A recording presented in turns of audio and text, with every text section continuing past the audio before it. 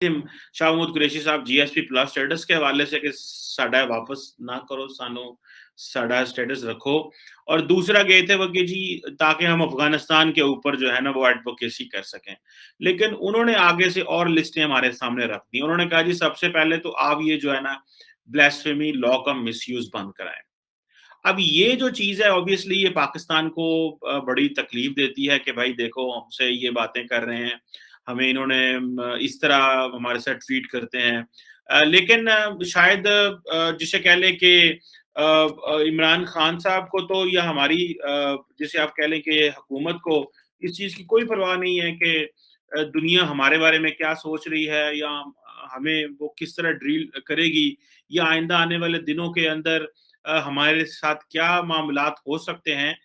पाकिस्तान सरकार का जो टीटीपी के साथ यानी कि तहरीक तालिबान पाकिस्तान के साथ जो एग्रीमेंट था वो एग्रीमेंट खत्म हो गया। वो पीस सीज फायर एग्रीमेंट था, 1 महीने चला, 9 नवंबर को हुआ था और पूरा शार्प 9 नवंबर की रात को 12 बजे वो एग्रीमेंट खत्म हो गया। इसलिए खत्म हो गया क्योंकि तहरीक तालिबान ने, टीटीपी ने ये बोला कि हमने इस एग्रीमेंट में, पाकिस्तान सरकार ने हमें वादा किया था कि हमारे 102 लड़ाके जो जेल में हैं उन्हें छोड़ा जाएगा, लेकिन पाकिस्तान सरकार ने छोड़ा ही नहीं। तो एग्रीमेंट खत्म, अब हम आगे एग्रीमेंट नहीं कंटिन्यू कर रहे।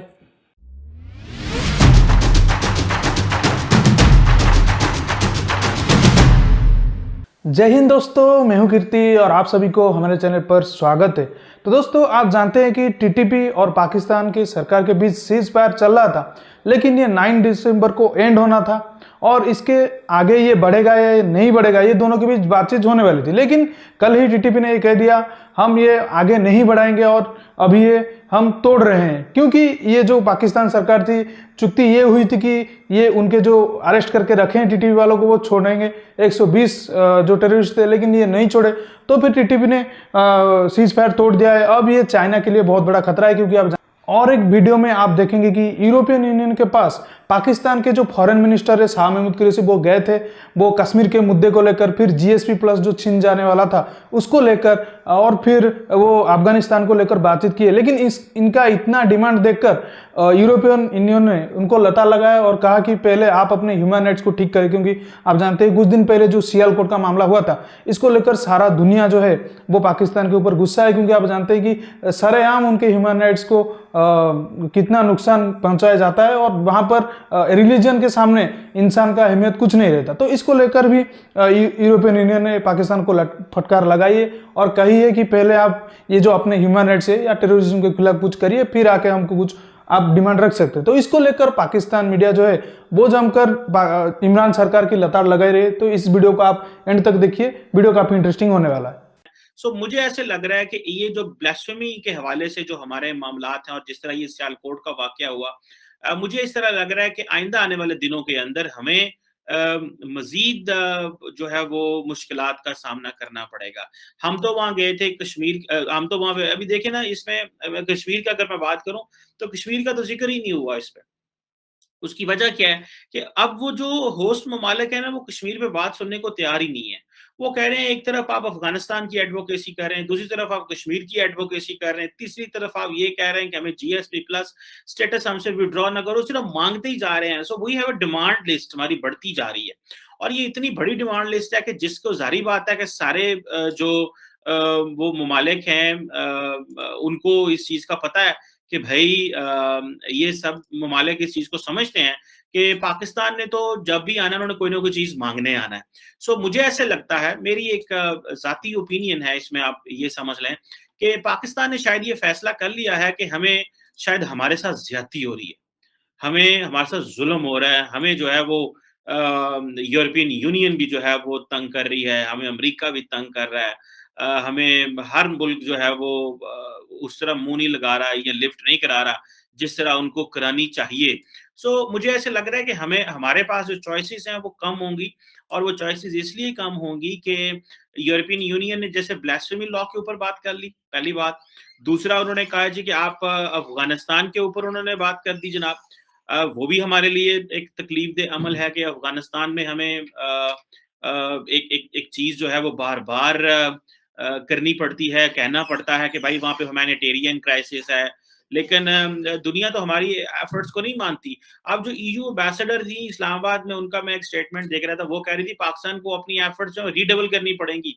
अब वो कहते हैं कि जी ठीक है, हम आपको जीएसपी प्लस स्टेटस देते हैं, लेकिन आपको एक स्ट्रॉन्ग पॉलिटिकल कमिटमेंट दिखानी पड़ेगी, और जो 27 इंटरनेशनल कन्वेंशंस हैं on human rights, labour rights, protection of environment, good governance के ऊपर हैं, और ह्यूमन राइट्स के ऊपर हैं, और इन चीजों के ऊपर हैं, इनको आप जिस इलाके में टीटीपी ऑपरेट करती है उसमें पाकिस्तानी सेना आज तक सिर्फ एक बार घुसी है, अपने ही कंट्री के एरिया में सिर्फ एक बार आर्मी घुसी है। अब सोच लीजिए कितना कंट्रोल है उस एरिया में। ये NWFP यानी कि खैबर पख्तूनख्वा का इलाका है, वजीरिस्तान टाइप एरिया, और इस एरिया में आर्मी घुसती नहीं। वहाँ जो पोलियो लगा के दवाई लगाने वाले जाते हैं उनको भी गोली मार दी जाती है, सिक्योरिटी फोर्सेस को मार दिया जाता है। सिक्योरिटी फोर्सेस घुसती भी हैं तो विदाउट यूनिफॉर्म, ताकि कोई पहचाने ना।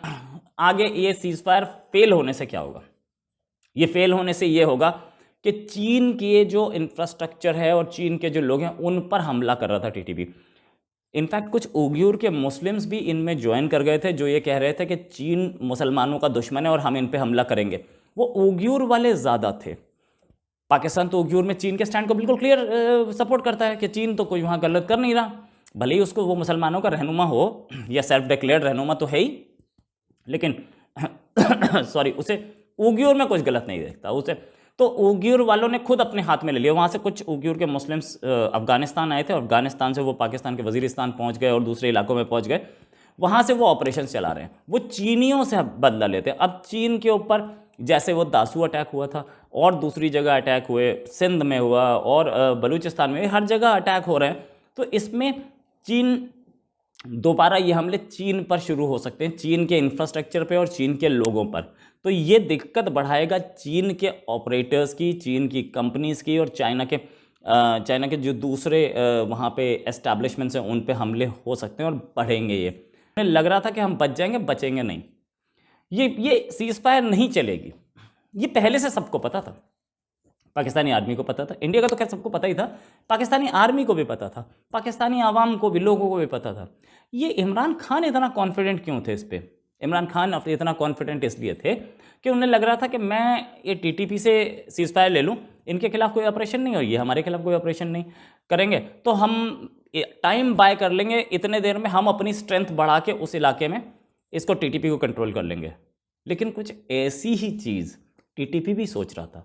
टीटीपी भी ये सोच रहा था कि भाई मेरे 109 पता था उसे, ये 100 से ज़्यादा जो उसके लोग हैं ये छूटेंगे नहीं, वो छोड़ेंगे नहीं। पाकिस्तान ने किसी का सगा रहा है ना, टीटीपी किसी का सगा, तो उसे भी पता था कि ये छोड़ेंगे नहीं। उसने क्या किया, 1 महीने में मदरसों से और रिक्रूटमेंट की और अपनी स्ट्रेंथ को। तो दोस्तों आपने देखा कि पाकिस्तान मीडिया का क्या कहना था, और पाकिस्तान यूरोपियन यूनियन के लिए पास इसलिए गया क्योंकि आप जानते हैं सियालकोट मामला के बाद सभी देश पाकिस्तान के ऊपर गुस्सा है, और लगभग यूरोपियन यूनियन इस साल पाकिस्तान से GSP प्लस का जो रैंक था, वो स्टेटस था, वो छीन सकता है। तो इसके लिए सामूहिक रूप से उनको मतलब यूरोपियन यूनियन के पास गए थे भीख मांगने के लिए कि हमें थोड़ा बहुत समय दे दीजिए और हमसे GSP प्लस मत छीनिए। लेकिन यूरोपियन यूनियन ने उनको लताड़ दिया और उन्होंने कहा फिर अपने ह्यूमन राइट्स के ऊपर कुछ काम करो, या फिर रिलीजियस एक्सट्रीमिज्म जो पाकिस्तान में बहुत ज़्यादा फैले उसके ऊपर काम करो। ऐसा करके उनको फटकार लगाए, और उन्होंने कश्मीर के मुद्दे पर और जो अफगानिस्तान मुद्दे पर बात करना चाहा तो उन्होंने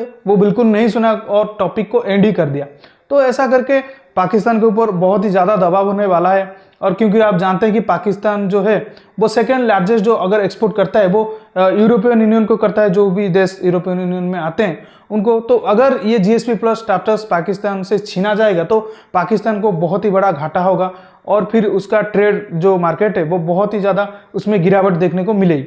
और फिर जो टीटीपी का बात हो गया, टीटीपी ने कहा था कि हम 9 दिसंबर तक सीज फायर रखेंगे, और फिर इमरान सरकार ने भी कहा था हम आपके जो 120 टेररिस्ट को पकड़े हैं वो छोड़ देंगे, लेकिन वो नहीं छोड़े और उल्टा उनके ऊपर छोटे मोटे ऑपरेशन भी किए हैं। तो इससे टीटीपी भी गुस्सा हो गया। टीटीपी बोला कि आपका बात कुछ सही नहीं लग रहा, आप हमसे सीज फायर कर रहे हैं और फिर हमारी लोगों को ये कर रहे हैं। फिर जब सीज फायर हुआ था तो उन्होंने मस्जिद से कुछ लोगों को रिक्रूट भी करके अपने को और भी मजबूत कर लिए।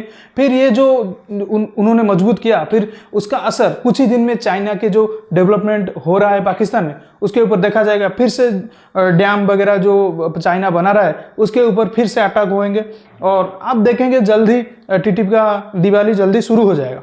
तो दोस्तों इस वीडियो में इतना ही, जल्दी मिलेंगे एक नई वीडियो के साथ। तब तक आप चैनल के साथ जुड़े रहिए। वीडियो अगर अच्छा लगा तो लाइक और कमेंट दे दीजिए और चैनल को सब्सक्राइब करके ऑल बटन दबा दीजिए ताकि हमारे लेटेस्ट वीडियोस के नोटिफिकेशन आपके डिवाइस में जा सके और आप वीडियो मिस ना कर सके। हम रुकते हैं। जय हिंद, वंदे मातरम।